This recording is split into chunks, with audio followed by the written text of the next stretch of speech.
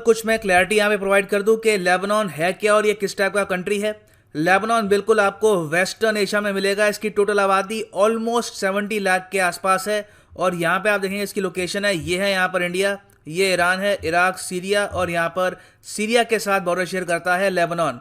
तो यहाँ पे आप देखोगे ये है इजराइल, यहाँ पे सीरिया, और ये है यहाँ पे लेबनान। इसकी राजधानी है बेरूट। और यहाँ पे प्राइमरली दो टाइप के मेजर रिलीजन है, बाकी और भी रिलीजन यहाँ पे फॉलो किए जाते हैं, मगर प्राइमरली इनकी जो 54% आबादी है ये फॉलो करती है इस्लाम को, और बाकी 40% आबादी फॉलो करती है क्रिश्चियनिटी को। तो लेबनान एक इस्लामिक कंट्री नहीं है, it is not Islamic republic of Lebanon, it is only republic of Lebanon. बाकी उसके अलावा देखो ये ओआईसी का मेंबर है, organisation of Islamic cooperation, UN का मेंबर है, और एक टाइम पर जो ये नॉन अलाइंड मूवमेंट थी उसका भी ये बहुत ही बड़ा सपोर्टर था। तो लेबनान की जो राजधानी है बेरूट, यहाँ पे इनका एक पोर्ट है, बंदरगाह है, या मैं कहूँ था, इसका नाम है बेरूट पोर्ट सिलोस। अब यहाँ पे अनफॉर्चुनेटली क्या हुआ, बहुत सारा एमोनियम नाइट्रेट पड़ा था, और जो इनका वेयर हाउस है वहाँ से एक मैसिव ब्लास्ट हुआ, और बता रहे हैं कि 10 से लेकर 20 किलोमीटर दूर जो ब्लास्ट है इसका इम्पैक्ट महसूस किया गया।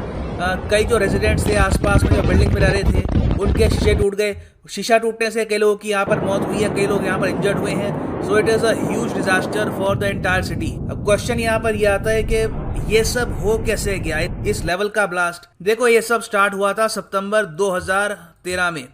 एक शिप थी, ये जॉर्जिया से मोजम्बिक जा रही थी, और रास्ते में ये लेबनान का जो बंदरगाह है यहाँ पर ये रुकी, इसने डॉक किया। डॉक करने का रीजन था कुछ टेक्निकल प्रॉब्लम्स, शिप को कुछ रिपेयर वर्क चाहिए था। तो बेरूट में जब ये शिप रुकी तो उस दौरान इन्होंने इंस्पेक्शन भी किया शिप का कि शिप में है क्या।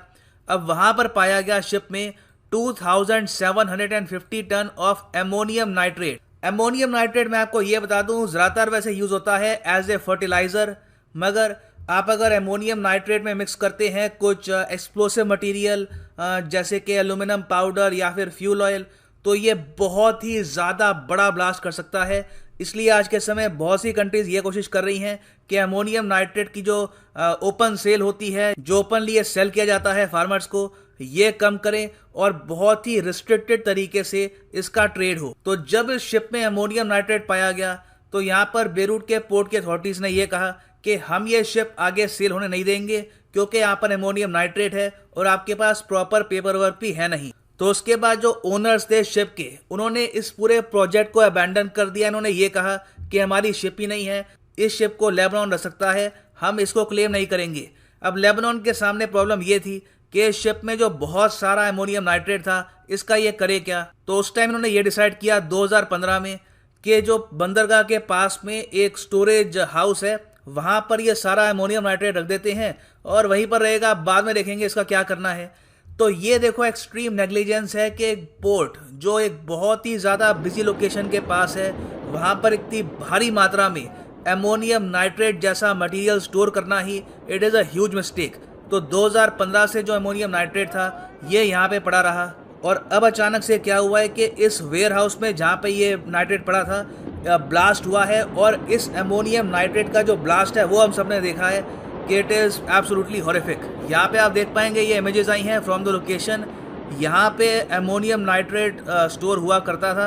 आप देख रहे हैं यहाँ पे कितना बड़ा होल हो चुका है, आसपास की जो सारी बिल्डिंग्स हैं कंप्लीटली डिस्ट्रॉयड। यहाँ पे आप देखेंगे it is a huge disaster for the entire city. Now although Lebanon के जो इंटीरियर मिनिस्टर हैं वो कह रहे हैं कि ब्लास्ट हुआ है बिकॉज ऑफ एमोनियम नाइट्रेट, मगर डोनाल्ड ट्रंप ने अचानक से इस इंसिडेंट पे कमेंट कर दिया, और कमेंट करी भी कैसे है ये मैं आपको बताता हूँ। डोनाल्ड ट्रंप से एक रिपोर्टर ने यह पूछा कि लेबनान में जो हुआ है उसको लेकर आप क्या बोलना चाहेंगे। तो इन्होंने पहले ये कहा दुख है हमें, यूएस उनके साथ खड़ा है। ये कमेंट दुनिया भर से आ रही है, रशिया से, इंडिया से, कि हम आपके साथ खड़े हैं, कुछ आपको मदद चाहिए हो हम अवेलेबल हैं। मगर डोनाल्ड ट्रंप ने यहाँ पर हमेशा की तरह कुछ टिप्पणी एक्स्ट्रा कर दी। इन्होंने यहाँ पर यह बोला कि ये जो एक्सप्लोजन हुआ है ये किसी की नेग्लिजेंस की वजह से नहीं हुआ, ये एक proper bomb of some kind यहाँ पे एक्सप्लोड किया गया है। ट्रंप ने यह कहा कि मैंने अपने जनरल से बात करी है, उन्होंने ये कहा है कि ये एक अटैक था। तो अगर ये अटैक था तो क्वेश्चन आता है कि यहाँ पे अटैक किसने किया होगा। पहली यहाँ पर फिंगर जाती है ऑन इजराइल। इजराइल ने यहाँ पर वेरियस सोर्सेज से ये कंफर्म कर दिया है कि उनका दूर दूर से भी यहाँ पर जो एक्सप्लोजन हुआ है इससे कोई भी रिलेशन नहीं है।